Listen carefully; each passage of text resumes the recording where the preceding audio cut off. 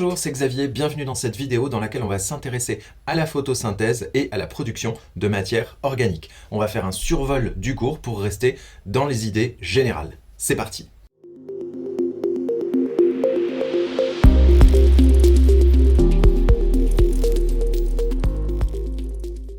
Alors pour commencer, on va regarder les résultats d'une expérience très simple. On va comparer deux feuilles, une qui a été entièrement placée à la lumière et l'autre pour laquelle on a appliqué un cache. 24 heures après, on fait un traitement à l'alcool et au Lugol. Le Lugol, encore appelé eau iodée, va permettre de révéler la présence d'amidon. La coloration bleu nuit, ici, révèle la présence d'amidon dans toute la feuille. Pour la feuille sur laquelle on a appliqué un cache, on n'observe pas de coloration bleu nuit là où a été posé le cache. À l'obscurité, on n'observe donc pas de synthèse d'amidon. Cette simple petite expérience permet de mieux comprendre le terme photosynthèse. Photos du grec fait référence à la lumière et synthèse fait référence à la synthèse de matière organique, en l'occurrence ici l'amidon. La photosynthèse est donc une production de matière organique à la lumière. Il faut maintenant comprendre où se déroule la photosynthèse au niveau cellulaire.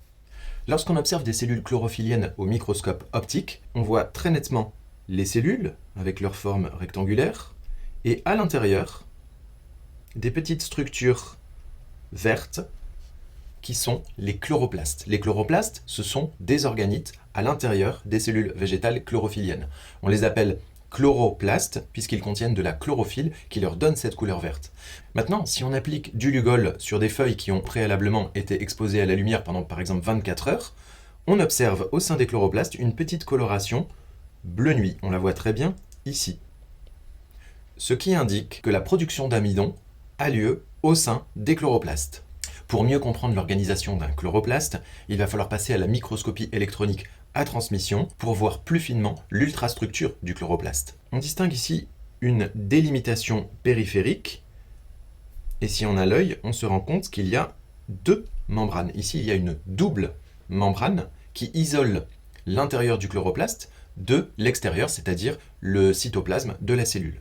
On observe un espace interne du chloroplaste qui prend le nom de stroma, et une quantité assez importante de compartiments à l'intérieur de ce chloroplaste, parfois même complètement empilés. C'est ce qu'on voit ici, ou bien encore ici, ou bien ici, ou bien ici, ou bien ici. Il y en a presque partout dans ce chloroplaste. Ce sont des thylakoïdes, et lorsqu'ils s'empilent, on dit qu'ils forment un granum. Et quand il y a plusieurs granums, on dit que ce sont des grana, de la troisième déclinaison latine, homme au singulier, A au pluriel. Et chose très intéressante, on observe aussi une accumulation d'amidon ici. C'est donc bien le lieu de synthèse de l'amidon. Ça a été révélé en microscopie optique avec du Lugol ou de l'eau iodée qui a donné une coloration bleu nuit. Ça se voit ici directement par cette structure visible en microscopie électronique à transmission. Des observations plus fines en microscopie optique permettent de mettre en évidence que c'est au niveau des thylakoïdes que la couleur verte apparaît prépondérante. C'est donc là que se trouve la chlorophylle, c'est donc au niveau des thylakoïdes qu'il doit se passer quelque chose au niveau de la photosynthèse, en sachant que les chlorophylles sont des pigments et que les pigments captent l'énergie solaire. Il faut donc maintenant descendre au niveau moléculaire pour voir comment tout se déroule au niveau des thylakoïdes. Alors, on retrouve ici la membrane du thylakoïde. On a l'intérieur du thylakoïde qui prend le nom de lumen et l'extérieur du thylakoïde qui est le stroma du chloroplaste. Alors, l'expérience de la photolyse de l'eau, qui est décrite dans le cours de terminale, permet de montrer que la molécule d'eau est cassée en produisant du dioxygène et des protons. Alors ici, avec deux molécules d'eau, on aura donc une molécule de dioxygène et 4 protons qui seront libérés. On parle de photolyse de l'eau, puisque l'eau est cassée en présence de lumière. À l'obscurité, ce processus n'a pas lieu. Alors quel est le lien entre les pigments qui captent l'énergie lumineuse et la molécule d'eau qui est cassée? On dit qu'elle est hydrolysée. Pour répondre à cette question, il va falloir étudier les pigments. Comment étudier les pigments photosynthétiques chlorophylliens? Eh bien, il suffit de broyer grâce à un pilon et un mortier et une solution d'alcool des feuilles d'un végétal chlorophylien, puis de filtrer le tout et d'en récupérer une solution alcoolique de chlorophylle brute. C'est à partir de ça qu'on va travailler. À partir de là, on va pouvoir mener deux études. Tout d'abord, une chromatographie et ensuite une étude au spectrophotomètre. La chromatographie consiste à plonger un papier sur lequel on aura appliqué une tache de la solution qu'on a obtenue.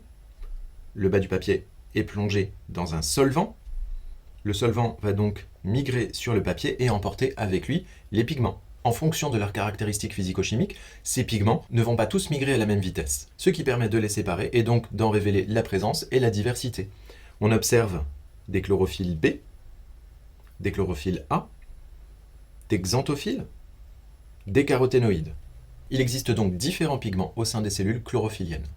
On peut ensuite passer cette solution de chlorophylle brute au spectrophotomètre. Et les résultats qu'on observe ici nous montrent une absorption maximale dans des longueurs d'onde bien précises. Dans le bleu, ici, à proximité de 450 nanomètres, et dans le rouge, vers 670 nanomètres. En revanche, les longueurs d'onde ici qui correspondent majoritairement au vert, entre 500 et 600 nanomètres, ne montrent que très peu d'absorbance. La couleur verte n'est donc pas absorbée par les pigments, elle est soit diffusée, soit réfléchie par la feuille, ce qui explique qu'on voit les feuilles majoritairement de couleur verte. Avec des études un peu plus poussées, on peut séparer les spectres d'absorption des différents pigments. Et on peut également les superposer avec le spectre d'action qui correspond en fait au spectre de l'intensité photosynthétique.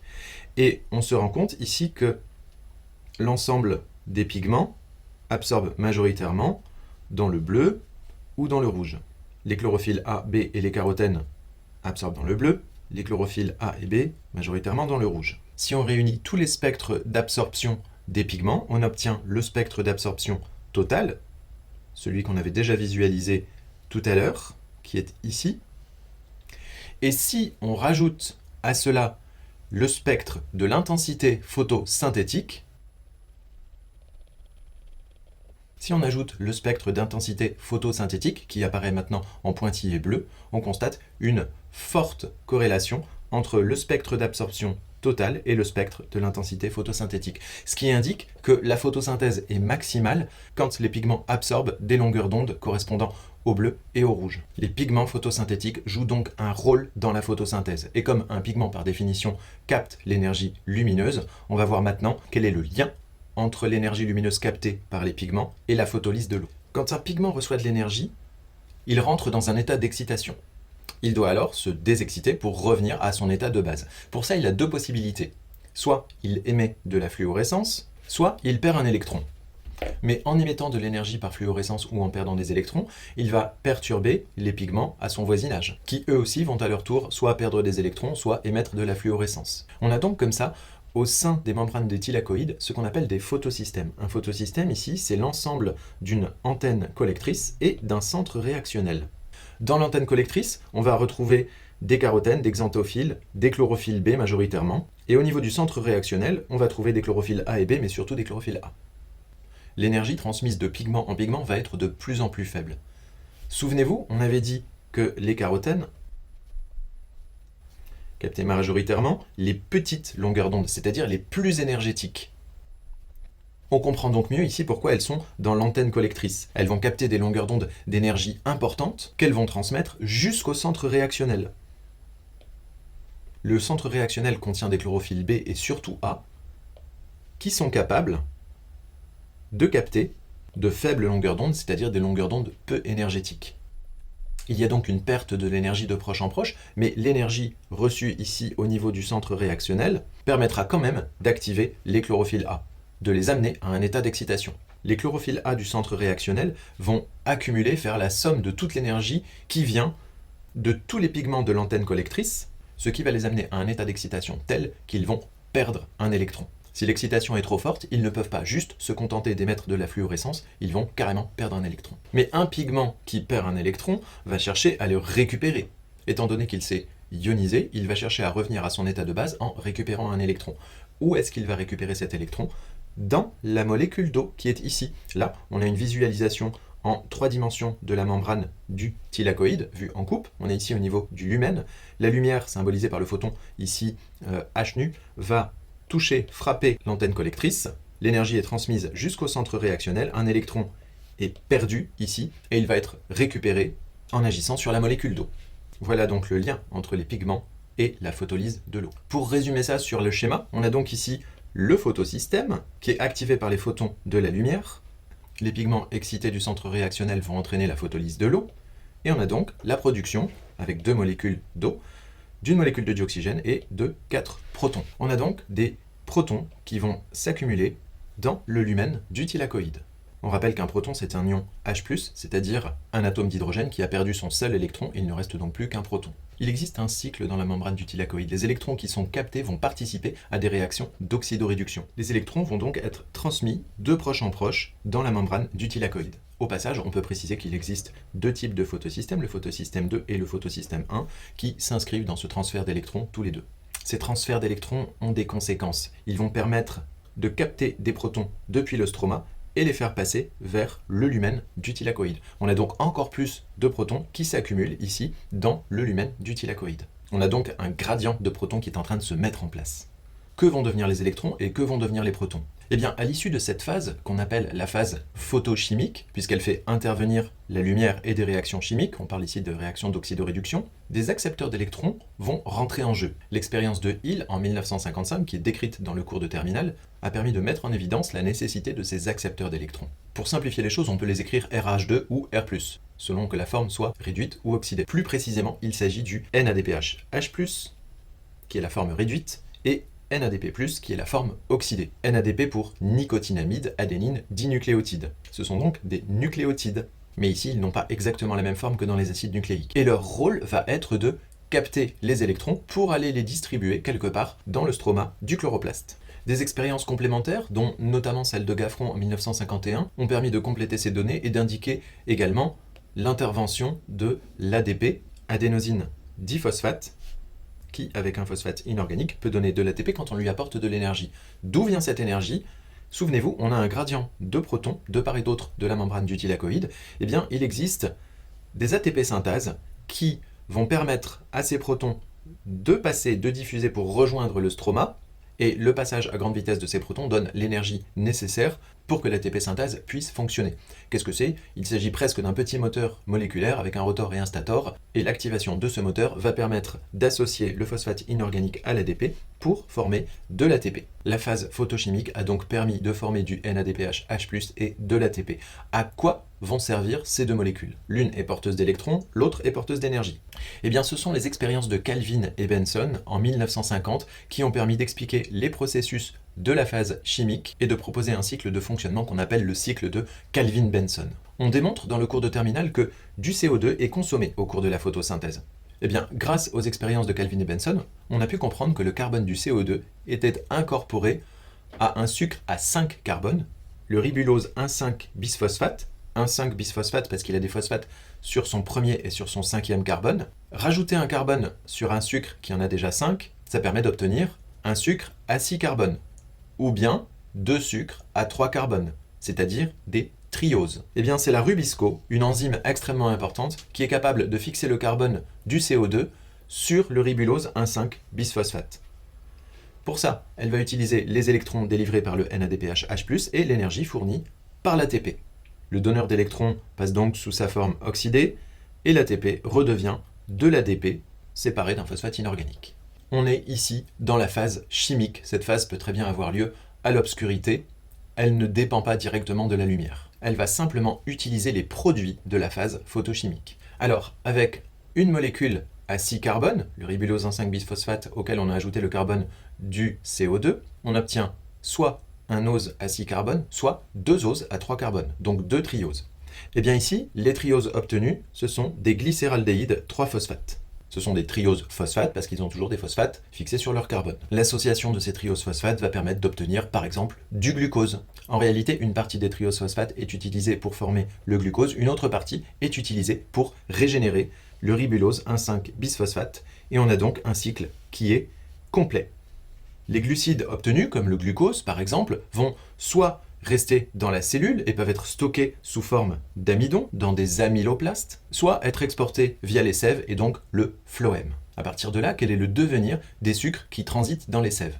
Eh bien là, on va faire une petite différence entre les métabolites, c'est-à-dire les produits de la photosynthèse qui sont des métabolites primaires, ici, au niveau de la cellule, et le devenir de ces métabolites dans d'autres cellules, loin dans l'organisme, après voyage dans les sèves, qui vont être transformés en métabolites secondaires. Les sucres solubles, élaborés par la photosynthèse, voyagent donc dans les sèves. Une fois arrivés à destination, ils peuvent être transformés en métabolites secondaires et vont jouer un rôle bien particulier pour la plante. Ici, par exemple, dans les fleurs, au niveau des pétales, on peut avoir la fabrication de pigments qui vont donner certaines couleurs aux pétales qui vont permettre aux pollinisateurs de les repérer. On note aussi la production de nectar, ce que recherche le pollinisateur, et également la production de composés volatiles qui vont guider l'insecte jusqu'à la fleur. Ces métabolites secondaires vont donc permettre une interaction à bénéfice réciproque entre le pollinisateur et la plante. Puisque le pollinisateur récupère le nectar, la plante, elle, va laisser du pollen sur les pattes du pollinisateur, qui pourra donc féconder une fleur sur un autre plan bien plus loin et donc participer à la reproduction de la plante en question. Cette association transitoire à bénéfice réciproque entre les deux partenaires prend le nom d'interaction mutualiste. On précise bien qu'elle est transitoire. Si l'interaction était durable, on l'appellerait symbiose, puisque la définition de la symbiose, c'est une interaction durable à bénéfice réciproque entre deux organismes.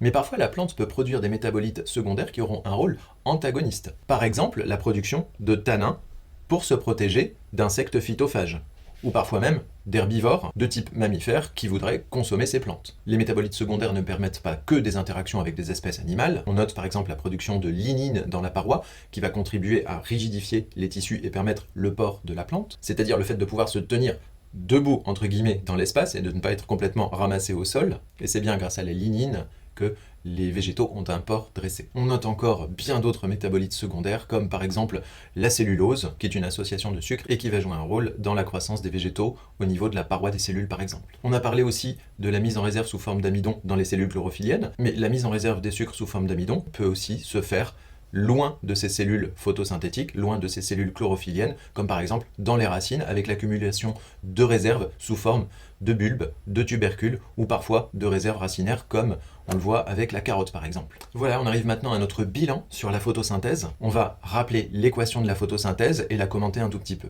Très simplement, on engage dans les réactifs 6 molécules de dioxyde de carbone, 6 molécules d'eau, pour obtenir au niveau des produits 6 molécules de dioxygène et une molécule de glucose, C6H12O6. Ça, c'est une façon très simple d'écrire l'équation de la photosynthèse. On constate au passage que c'est l'inverse de la respiration. La respiration étant une réaction spontanée, elle n'a pas besoin d'énergie. Ici, cette réaction n'est pas spontanée d'un point de vue thermodynamique, on dit qu'elle est endergonique et elle a besoin d'énergie pour se réaliser, cette photosynthèse. On a donc symbolisé ici la lumière avec un photon H nu pour activer cette photosynthèse. Et c'est là qu'a lieu la photolyse de l'eau. Mais la photolyse de l'eau, rappelons-le, c'est une réaction d'oxydation. L'eau va perdre des électrons. On a donc une réaction d'oxydation, ici, qui est couplée à une réaction de réduction.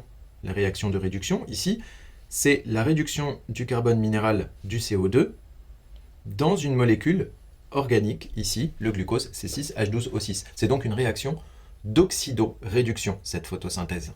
L'eau a perdu des électrons, le CO2 a gagné des électrons. La matière organique produite a donc accumulé une énergie chimique qu'elle pourra restituer ou bien mettre en réserve, par exemple, sous forme d'amidon.